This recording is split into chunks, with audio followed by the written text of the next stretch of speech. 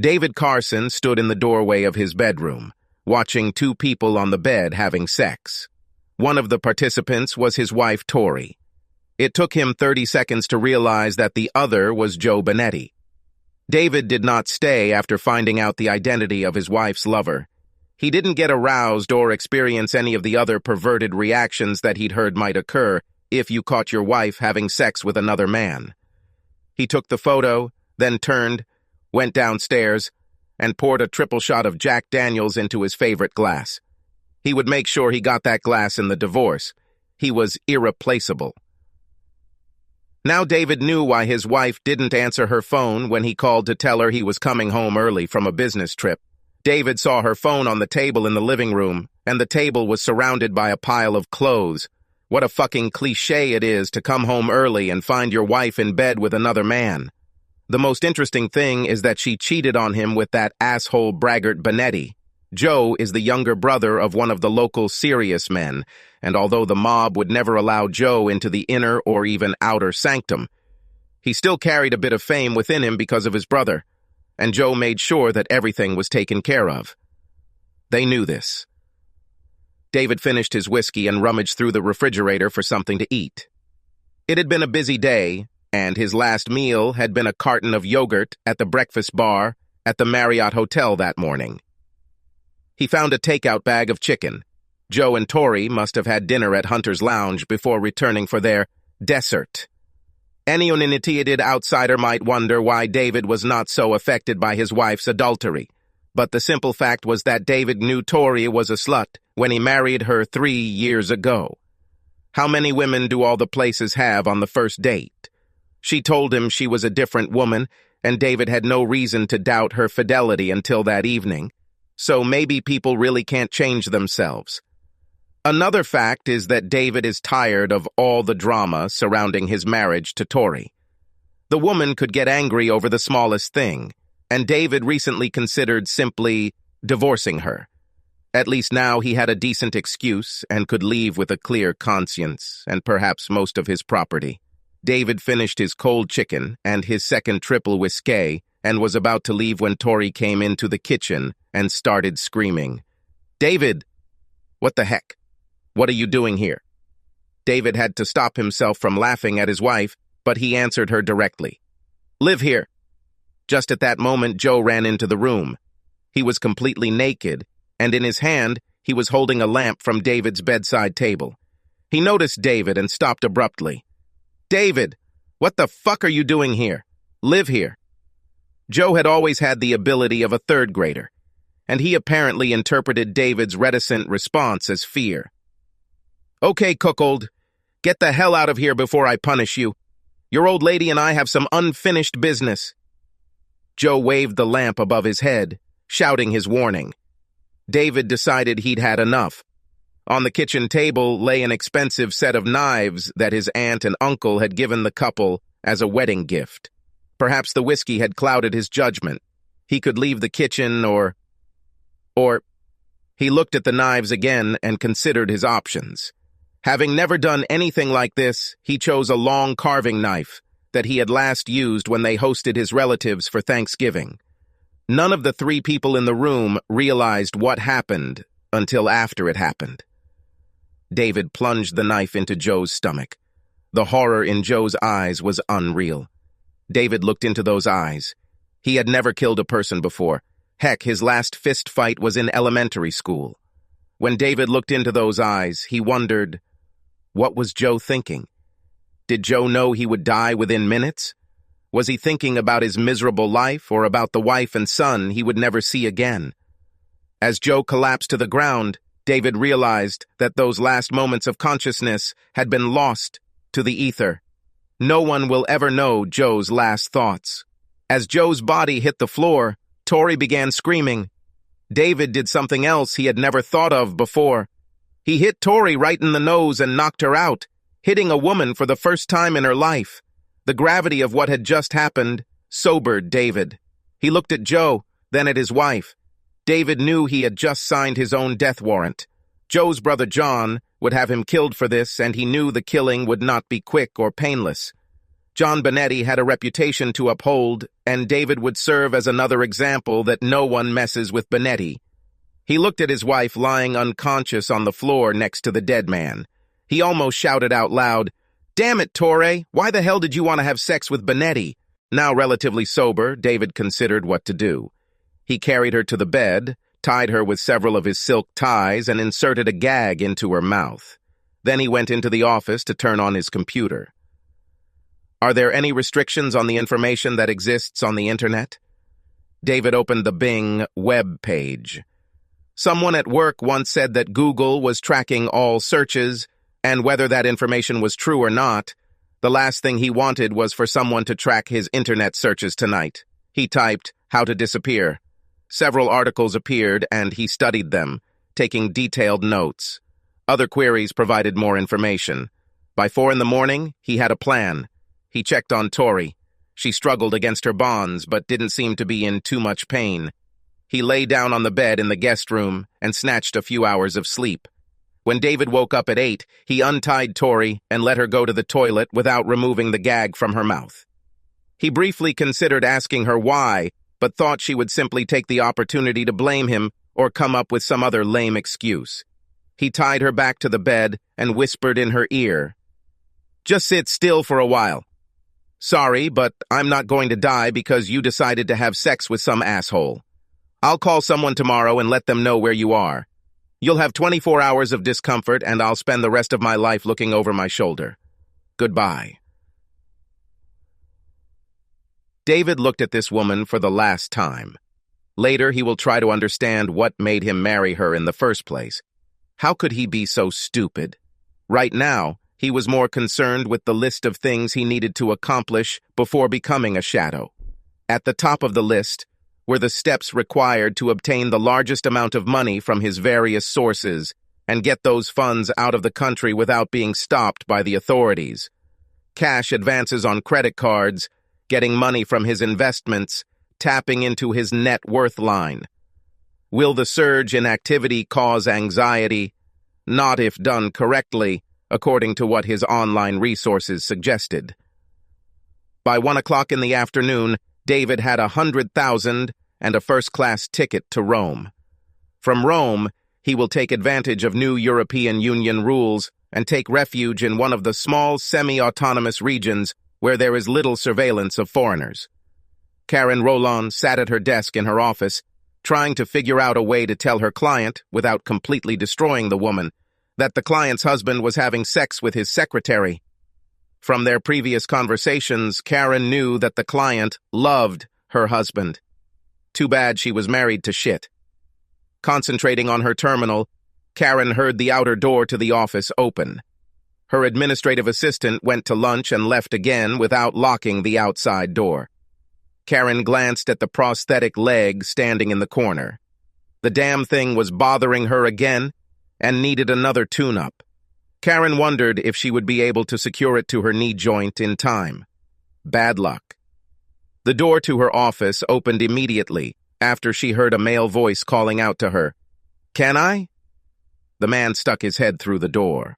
Not a bad guy, most likely Southern European.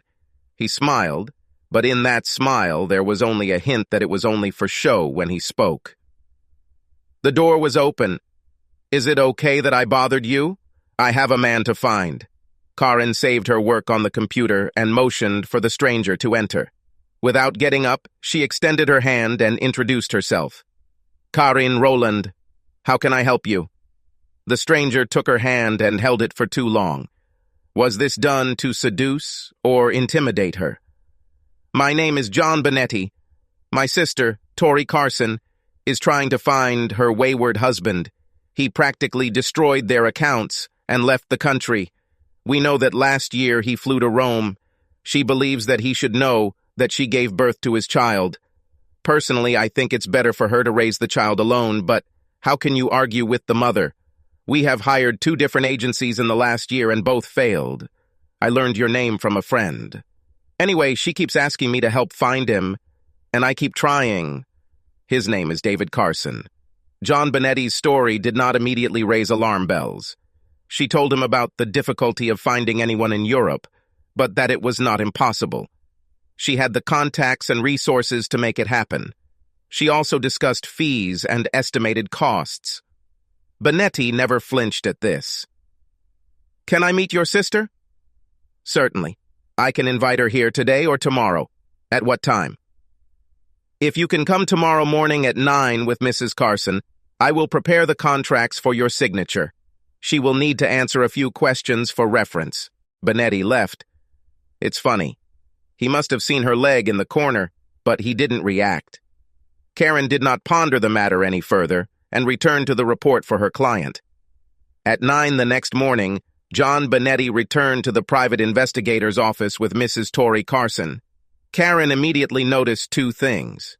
Mrs. Carson had once been hit on the nose so hard that it broke, and Mrs. Carson looked scared, maybe a battered wife.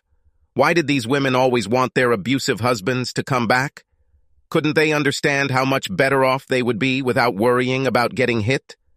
Karen asked questions. "Has your husband been to Europe before? Where and when? Did he like any particular city or region? Does he know any foreign languages?" Mrs. Carson answered these and other questions conscientiously, but as the three of them talked, Karen reconsidered her initial suspicions. It wasn't her husband that Mrs. Carson was afraid of. She was afraid of her brother, John Benetti. Karen seriously considered turning down the assignment, but Karen needed the money and, against her better judgment, had Mrs. Carson sign the contract. Karen's husband, Bill, was in the hospital fighting for his life. How did a 35-year-old man who had never been sick in his life develop cancer? Although Bill had decent insurance and his company paid half his salary during his struggle to survive, the Rowland family struggled financially. Karen needed this contract to pay the bills. The contract was signed and John Benetti wrote a check for the deposit. Karen wanted to make inquiries about Benetti and Carson, but she would have to do it without the usual help. All her contacts in the NYPD have dried up. Recently, several officers were fired for making unauthorized queries to various criminal databases. The officers lost their jobs and most of their pensions. Every detective agency in the city was now howling without the means to obtain this kind of inside information, and a number of police officers had lost a good increase in their salaries. The city caught and fired only a handful of officers who provided this service, but everyone got the point. Karen will have to wait until Hank returns from overseas this weekend before she can get any details. Hank had retired from a prominent intelligence agency and was currently working for a private intelligence contractor. Hank's offshore contacts would have helped find Mr. Carson if David Carson had not already snuck back into the country. Karen immediately began making inquiries on her own. Social networks, newspaper articles. By the time Hank returned on Friday, Karen's own research had provided enough information to make her worried. David Carson was wanted in connection with the murder of one Joseph Benetti. Joseph Benetti's obituary did not mention a sister named Tori Carson, but John was named as a brother. John Benetti was once charged with racketeering in the 1990s, but was never convicted. A newspaper article covering the trial stated that Benetti was rumored to be a member of the Gambino crime family. However, it sounded as if David Carson was a criminal, even if he wasn't convicted of a crime, and Karen needed the money. David Carson woke up as the sun streamed through the southeast window. Sunlight wasn't the only thing shining through. The sound of dozens of diesel engines filled his ears as fishing boats left the harbor. David got up, went to the toilet, and dried himself with a towel. Returning to the bedroom of the studio apartment, David looked at the sleeping beauty in his bed before turning on the coffee pot. He sat on the bed, reading a paperback book, while waiting for the coffee to brew. When he heard the blonde's breathing change, he reached out to rub her back. Lisa opened her eyes, and a smile appeared on her face. "Do I smell coffee?" "Yes. Are you ready for a cup?" "Maybe in a minute. Did you happen to clean up after yesterday?" David knew exactly what Lisa meant. "Yes. I washed myself after taking a leak." Lisa turned over and, without wasting a second, began to please David's manhood. She quickly brought him to the desired goal and then said, "This is payback for all the climaxes you gave me last night. Now please pour me a cup of coffee David found himself in this sleepy fishing village 2 weeks after landing in Rome on that fateful day last year. His cost of living was modest. He made $100,000 from odd jobs in the village, including the fact that he was one of the few people in the city who knew Windows. A number of businesses in the city and throughout the province needed computer support, and David provided it in cash or barter. Since no one ever asked for his passport, David posed as a Canadian from Ontario and changed his name to John Davis, close enough to David that he would always respond to him, even when he was drunk. After 6 months of voluntary abstinence, watching his wife having fun with this bastard had undermined his self-esteem. One evening, in a bar where most of the foreigners hung out, David, now Davis, was approached by a pretty blonde. Lisa Walker was an Australian touring Europe after graduating from the University of Sydney, where she majored in physiology and spent 4 years on the university volleyball team. Her first year after graduation was spent earning a place on the Australian Olympic beach volleyball team. Having failed in this, Lisa ended up in Catalonia via Ibiza. Lisa had noticed the quiet, handsome man on 2 previous occasions and decided that this evening she would introduce herself. Within 10 minutes, Lisa knew his name was John Davis. He was Canadian, and she knew she would sleep with him before the end of the night. She slept with him, and it was fucking fantastic.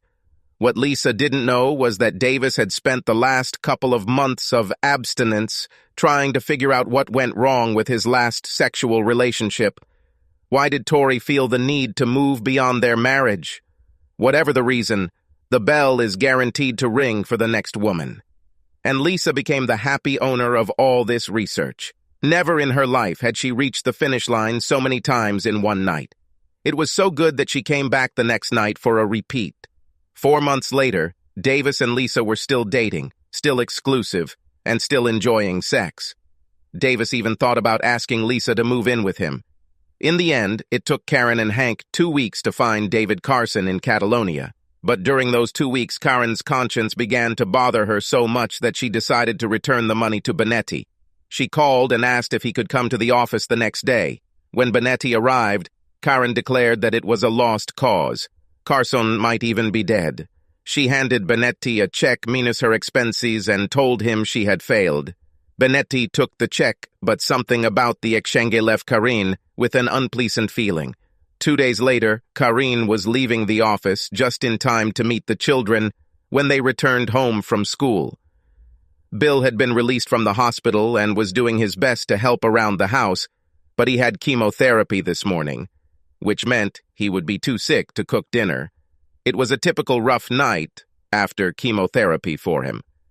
As Karen approached the metro station, a black SUV pulled up next to her.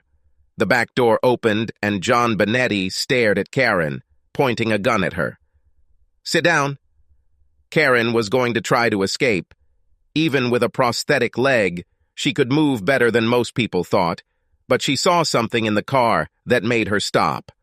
Her daughter Hannah sat in the seat next to Benetti. Karen gave up and got into the car. "I know you found something. I think it's in your daughter's best interest to give this to me. And if I do this, what kind of insurance will I get if you let us go? None, but I will let you go if you give me what I want. If you don't do this, I guarantee that this little girl will die, but not before I turn her into a woman. She is 13. You can't be such an animal. Test me and find out. Here we are in your office building. Get up, take what you found, and I'll forget it all. Just remember, if you call the police, the little girl will die. You have exactly 2 minutes before I leave here." Karen couldn't risk it. She took the elevator up, trying to figure out if she had any options. With so little time, she couldn't think of anything that wouldn't jeopardize Hannah's safety. "What the hell?" she thought to herself. Considering how Carson killed Joseph, now John wants to kill Carson. If these idiots want to kill each other, I'm not going to stop them at the risk of losing Hannah. Karen took the report and returned to the car. When Karen handed the report to Benetti, he opened it, read it quickly, and then turned to Karen. "Well done. 2 other detective agencies never found the son of a bitch, even though it took months. You did it in 2 weeks. And one more thing. If anyone alerts Carson that we know where he is, Hannah will come with us a second time. No warnings. She will just disappear one day. Do we understand each other?" In response, Karen nodded, took Hannah's hand, and got out of the car. John Bonetti just made the biggest mistake of his miserable life. 14 years before this incident, Karen Rowland was Karen Baker and worked in the intelligence division of the New York Police Department. Karen interacted with agents from other intelligence agencies, including a man we'll call Hank. There was chemistry between them. Not only did they have a deep respect for each other's work abilities, both mental and physical, but over the course of 5 months of working together, an attraction developed between them. This attraction resulted in a love affair that lasted several months until they both realized the difficulties of continuing the affair. Both knew it was temporary. Hank will soon leave for the Middle East, and their romance never develops into anything more than friendship and great sex. There was one more problem that needed to be solved. Karen's diaphragm obviously didn't do its job. Karen was pregnant. The pregnancy was confirmed a week before Hank left for Afghanistan. They discussed this and decided that Hank would continue his departure and send Karen an appropriate amount each month for child support. They would discuss it again after Hank returned from overseas. Karen was pleased with this decision. She wanted this child and was happy that the child would have great genes. She understood the difficulties she faced as a single mother, but at least she was financially secure. Then something happened that changed everything. Karen was 7 months pregnant and was walking up the stairs of a subway station on her way to work when she tripped and nearly fell down the stairs, but her fall was caught by a man standing behind her. As she was helped up, she found herself in the arms of the largest man she had ever known. "Thank you. I think you just saved me from a very nasty fall. Please, this cannot happen to a woman with a child on board. Let me carry your briefcase." "Where are you going?" Karen told him and introduced herself. "I'm Bill Rowland. You hurry? Can I buy you a cup of coffee or something?" Karen agreed to coffee, then dinner that weekend, then to the theater the following week, and so on, until she even agreed to let Bill be her partner in pregnancy classes, explaining to her sister the reason for changing trainers. Karen realized that this was the one. But would he agree to raise someone else's child? This is not how most men wanted their marriage to start, raising another man's child. Hannah was 2 months old when their relationship became serious. Karen and Bill sat down and talked. Bill started with what was on his mind. "Karen, I have 2 questions. First, how many children do you want? I always hoped for 2 or 3. Why do you ask? Because I would like to have my own child. I needed to know if Hannah would be your only child. Bill, I love Hannah with all my heart, but I would like to have a child with my husband. Is this the answer to your first question?" Bill smiled. This would be a major stumbling block for their future. "Second question, what happens when Hank returns? You will have a child with him. Loyalty is non-negotiable. I'm not going to share my wife with another man." Karen answered honestly. "Me too. Giving up everyone else is a vow I intend to keep and want my husband to keep." Bill's smile widened. Now it's Karen's turn. "Okay, you asked, and I answered 2 of your questions. Now I have 2 of my own. First of all, Hank and I discussed this recently. He won't be back for a long time, at least for a couple of years, and to be honest, he's not very fit to be a father. Can you raise Hannah as your own? No favorites if we have 1 or 2 children of our own?" Hank has already agreed to the adoption, although I think he wants to meet you first, before it becomes official. "I've thought about this a lot, Karen. Yes, if you want me to take on the role of her father, I want it. You know I already love this little girl." Now it was Karen's turn to smile. "One more thing I need to know. Hank said he would allow the adoption, but he would like to take on the role of uncle. Can you handle my ex-lover being here from time to time? Remember, I have already given you my word of fidelity." Bill thought for a moment before answering. "Until you start using Hank as a surrogate when we have problems in the future. My brother Tony's wife had a friend who turned into a lover when she and Tony started having some problems. I'm saying that if you have problems in your marriage, the husband and wife discuss them, not some unqualified third party. Or worse, someone whose actual plans may not be in the best interests of the couple. Agree? Agree. Now that this is over, Bill pulled a ring out of his pocket. Karen, will you marry me? Karen was shocked, not expecting it so soon after the talk, but she maintained her composure long enough to say yes and give Bill the most romantic kiss of his life. So Bill became Dad, and Hank became Uncle Hank. They would tell Hannah the details much later. A year after the wedding, Anthony was born. Anthony was only 2 years old when Karen was shot, lost her leg, and was discharged from the police department on disability. When Karen opened her own detective agency, she found it necessary to use Hank's knowledge and contacts from time to time. By this time, Bill and Hank were good friends, almost like brothers. Both men understood the other's honesty. Hank trusted Bill to protect and love Hannah. Bill trusted Hank to respect his marriage to Karen. It was the morning after Hannah was kidnapped, and Karen took the day off from work. She needed to talk to Bill, and she knew he wouldn't have enough energy until lunch. Bill knew something was up and waited for it to open. He also knew that she was waiting for him to be decisive before starting any conversation. They finished a nice lunch, and Bill did his best to look ready. He assumed this was another discussion about their finances. "Okay, Karen, what do we need to talk about?" Karen began to smile. "Oh my God," she thought to herself, looking at him, knowing that he was still hurt from the cancer treatment. "This man is so determined and knows me so well. How did I get so lucky? Please, God, don't take him from us. Please let him overcome this disease." Karen thought she should give Bill a shortened version. "Bill, I screwed up. Without knowing the circumstances, I entered into a contract with a man who is connected to the mafia. His name is John Benetti, and he asked me to find a man hiding in Europe. Hank and I found it. I decided not to give the gangster information because I am sure that he will order this man to be killed. Yesterday, Benetti threatened Hannah. He said that if I didn't give him the information, Hannah would die.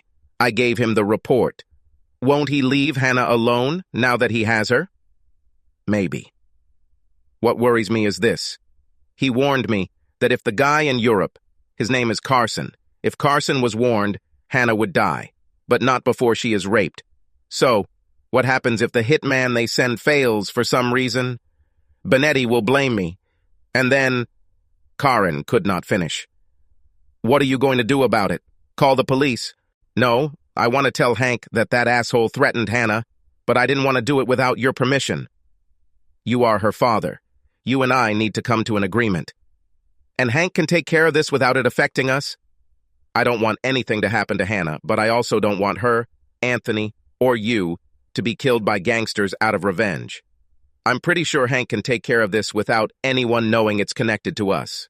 Then call Hank. Let him come." Hank had been home for 2 hours. Given the urgency of the call, his first thought was that it might be related to Bill's cancer. Hank was not a praying man, but he took a moment while driving to ask any and all higher powers to save the life of his good friend, who had played a big role in raising his daughter, a wonderful young lady. Now, sitting in their living room, Hank was unprepared for the real reason he was called to the Rowland house. When Karen repeated Benetti's threats, Bill saw something in Hank's eyes that almost scared him. That look was almost immediately replaced by what can only be described as the wheels turning in Hank's head. Hank stood up from his chair and walked into the kitchen, turned on the tap and drank straight from the tap, then returned to his chair. "I will need some computer support, but I cannot turn to anyone from the agency or company. I already have a link to John Benetti due to our initial inquiries. If there is an additional request, this Benetti will disappear and he will immediately return to us. Even if we avoid any official scrutiny, you never know where the mafia is involved. Remember that guy we helped a few years ago?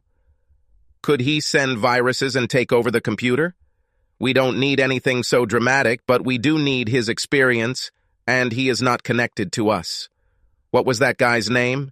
Jeffrey? Something like this? You're talking about Jeffrey Parker, the guy from Philadelphia. I know how to contact him, unless his contact information has changed. Hank replied, I'll call him from a phone that can't be traced to either of us and set up a meeting. From now on, none of you have anything to do with this. Karen, give me Parker's number, and I'll figure it out myself. What about Carson? I'll give him a short warning, but again, it will be impossible to track. We can't risk any of this getting to you or Hannah. 2 days later, Hank was sitting in a small Philadelphia restaurant after the lunch rush hour. There were only 2 waiters there, and 1 other table occupied, far enough from his table that they couldn't be overheard. Hank watched as Jeffrey Parker entered the restaurant, looked around, and then headed to a table. Hank stood up to greet the large man. Hello, Jeff. Thanks for meeting with me. Jeff laughed. How could I refuse? You and Karen helped save my marriage. Save? I take it you two figured it out then. Better than I could have hoped for. Emma gave birth to our first child last year, son Paul. Yes, it couldn't have been better. How is Karen? Karen is doing well, and her children are doing well, but Bill, her husband, is battling cancer. Oh, sorry. How is he doing? The doctors give us hope, but right now we have a more pressing problem and we could use your help. Hank explained the situation, what he planned to do to neutralize the threat to Hannah, and what Hank needed from Jeff to do so. Jeff sat back in his chair after Hank finished. I can do technical shit, but I have one important question. What are the chances that this will come back to haunt me? I don't want this to put me or my family in danger. Hank answered Jeff as honestly as possible. Jeff, I'm doing everything in my power to keep this away from Karen and her family as much as possible. The same goes for you and your family. There are only 2 ways to get out. Once, you'll spill the beans, or twice, I'll be caught, tortured, and I'll spill the beans. I don't think you're stupid enough to spill the beans, and I can give you 1,000,000 to 1 odds that I won't. But I know this is outside your comfort zone. All I can say is that we need your help, and you will have a friend for life. A friend you can call if you ever need special help. Jeff smiled at Hank's choice of euphemism before reaching across the table to grab Hank's hand. Tell me the name of this asshole and other details. It will take me 2 to 3 days. How can I contact you when everything is ready? Hank gave him a number to call and what to say. He shook Jeff's hand again and sincerely thanked Jeff for his help. 6,000 kilometers away, on the same day that Hank was dating Jeff, John Davis, born David Carson, and Lisa Howard were sitting in a small cafe having a delicious lunch when she decided to tease him. Davis, don't look now, but I think that guy at the bar has a crush on you. He keeps looking here, trying to pretend it's not true, but he definitely keeps looking in your direction. I'm terribly jealous. Why do the hot guys in this town always try to get you into bed and not me? David did his best to look at the man without letting on that he was looking. He immediately realized that this was not what Lisa was thinking. He saw the same guy yesterday at the market. That, coupled with the strange message he'd received 2 days ago that simply said, "Watch your back," was enough to let him know he'd been found. When he tried to call the number from which the message was sent, he received the standard response. The number you called is no longer in service. David was furious. He really liked Lisa and this city. Now both will be a thing of the past. Just when he began to relax and think that he had turned the old David Carson into a ghost. Hey, baby, let's get out of here and go to Barcelona for a couple of days. You go back to your room and pack your bag. I'll pick you up in 2 hours and we'll take the train. What do you say? What do you think? Certainly. With these words, Lisa stood up to leave the cafe. Unfortunately, Lisa couldn't help herself. When David paid the bill, Lisa stuck her tongue out at the stranger, walking past him, and said, "He's all mine." David thought he had lost the guy after spending half an hour making sure he wasn't being followed, but apparently the guy had been following him longer than he thought because when David walked into his apartment, the guy was there, in his room, and waiting. "John Bonetti wants you to know that this is from him." The stranger was holding a large knife in his hand. It was an exact replica of the knife David used to kill Joe Bonetti. What should have been an easy kill turned out to be completely wrong for a number of reasons. First, the killer had never used a knife to kill a person before. He always put a bullet in the victim's head. But John Benetti insisted on the knife. Second, David Carson had been taking self-defense classes for the past year, knowing that this day would come sooner or later, and having long ago decided that he was not the type to give up without a fight. Third, from the moment David spotted the killer, he had a small can of pepper spray ready. Before the would-be killer realized what had happened, his eyes and mouth filled with a burning liquid. David grabbed the killer's hand, which was holding a knife, but unfortunately was not fast enough to completely avoid the blade. Ignoring the pain as the knife pierced his arm, David forced the hitman to drop the knife and then applied a chokehold. Still trying to catch his breath from the pepper spray, and despite his best efforts to resist, within a minute, the killer was dead. David bandaged the wound on his arm. No stitches would be required.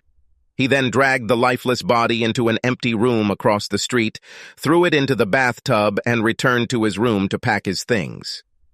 David felt like a complete asshole. He knew that Lisa would be waiting to be picked up for their trip to Barcelona. Instead, David grabbed a bag containing clothes and some personal items and walked to the bus station. He needed to pick up his stash of cash in Rome before disappearing again. Latin America held an opportunity. John Benetti was getting impatient. Yesterday, Sal called from Spain and said he found Carson. Sal would keep an eye on Carson for a couple of days to make sure nothing went wrong. But he was confident it wouldn't take more than 4 days at most. John knew he shouldn't rush Sal, but it was hard to resist telling him how to do his job. Needing to blow off some steam, John decided to pop into the Bronx and visit that brothel by the port. They had a fine selection of young girls there, and John's taste for young girls had sharpened ever since he had snatched that private detective's young daughter. He almost wished she had tried to trick him, just so she could have an excuse to pick that cherry. John thought about the girl. What was her name? Hannah. Yeah, maybe I'll just grab it anyway. John's thoughts wandered as he approached his Mercedes, not noticing the man walking along the sidewalk. Before reaching the car door, John felt the prick of a needle in his neck and felt the world plunge into darkness. It took John 4 hours to come to his senses. By then, he was hanging from a rope tied to his hands. The rope went up to a set of pulleys and down to a bar where it was tied. John's legs, thighs, and mouth were tied. John looked at the stranger in front of him. Wondering who it was, he couldn't remember anyone he had met before. His nose picked up a strange smell, and he looked down at the large bathtub he was hanging above. The stranger smiled. "Hello, John. No, you don't know me. I am Hannah's biological father. I understand that you threatened my little girl. No, don't shake your head. It's too late. Karen told me that you are going to make Hannah a woman. It won't be easy. I'm not usually an angry person. I can honestly say that I have never tortured a man before. But I think there is a first time for everything. Any sick bastard who threatens a girl deserves a slow death. The bathtub below you is filled with caustic soda, sodium hydroxide. I can see in your eyes that you have heard about it. Some of your colleagues use this to dispose of bodies." Hank unfastened the rope from the bar and lowered Benetti a few inches. Now his toes were just above the bathtub. John Benetti shook his head desperately. "How long do you think it will take you to rape my little girl? 5 minutes? 10 minutes? How long would you make her suffer before you finally killed her and put her out of her misery? I know you can't answer me, but let's just say half an hour. Just like that, damn it." Hank looked at his watch. "It's 3:30 now. Let's wait until 4 and then decide what to do next." Hank sat and read a book. John began to swing his legs, trying to move away from the bath. "Stop it, or I'll put you down right now," Hank shouted. John stopped it when he heard the threat. He still hoped the man was bluffing. Hank went back to reading his book. At 4 in the morning, Hank looked up from his book. "Well, John, have you learned your lesson? Do you promise to leave Hannah and her family alone?" John couldn't believe his ears. He nodded furiously, trying to silently assure this stranger that he would agree to his demands. But deep down, he already imagined the chaos he would wreak on that asshole. on Karin, on her family, and especially on little Hannah. You probably think I'm letting you go because I'm afraid of your mafia friends. But that's not the reason. I know about your offshore accounts, and I'm sure they know too. But if you disappear, they will ask themselves, did we know about all his accounts? It doesn't matter whether there were other accounts or not. You can't prove otherwise. So, if I wanted you to disappear, and I wanted the crowd to think that you betrayed them, I would leave a few hints here and there, like breadcrumbs. Just enough to make everyone look in the wrong direction and follow the wrong tracks. Make everyone think you escaped on your own. Anyway, this is what I would do if I was going to kill you. But I think you've learned your lesson. And as long as I have your word that you'll leave Hannah alone, you'll be free. Hank walked over to the bar and untied the rope. He pulled John up a little and stopped. I'm asking again, John. Are you willing to leave Hannah and her family alone? John nodded again, agreeing to the terms. He couldn't believe his luck. Who was this asshole? How did he find out about offshore accounts? If he was smart enough to know about these bills, why was he stupid enough to let him go? You know what, John? I do not trust you. With these words, Hank plunged Benetti into the bathtub and sealed it. Hank used a forklift to load the bathtub into the back of a pickup truck and began the long drive west, to a remote place familiar to him near the town of Lebanon. For 3 years after leaving Catalonia, David Carson moved from city to city throughout Central America and Mexico. He was currently renting a room in a villa owned by a retired lawyer near a small coastal village southwest of Ensenada. His sources in the States told him that John Benetti disappeared immediately after the assassination attempt. For at least a year after David heard the news, he was scared to death and never stayed in one city for more than a month. He suggested that John found out about the killer's death and decided to kill David himself. He didn't know that there were only 4 people in the world who knew that David had nothing to fear from John Benetti, and those 4 never even talked about it among themselves. David was walking home after another night at the local cantina. He was tired from running around, but most of all, he missed his parents and brothers and sisters. He has not met his 2 nephews who were born since he left home. Tomorrow, he will meet a guy who promised to give him a new identity. It would cost him half of the $40,000 he had left, but it would be worth every penny if he could get home. Sick bastard John Benetti fucked her like that before he disappeared. He claimed that it was revenge for the fact that his brother was killed because of her. 2 years ago, Tori spent every last penny she could scrape together and maxed out her entire credit card to get her nose fixed. But a year later, she found out that some idiot gave her gonorrhea. Now, even with the prettiest nose in town, Tori still couldn't get laid because it seemed her condition was common knowledge.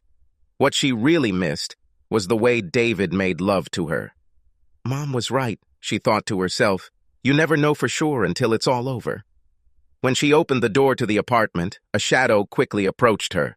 The man pushed her inside and quickly closed the door. Don't scream, and you won't get hurt. Tori couldn't believe her eyes or ears. David? Yes, it's me. David looked around the apartment and saw desolation. I don't think anything good came out of your little affair for either of us. Tori got angry.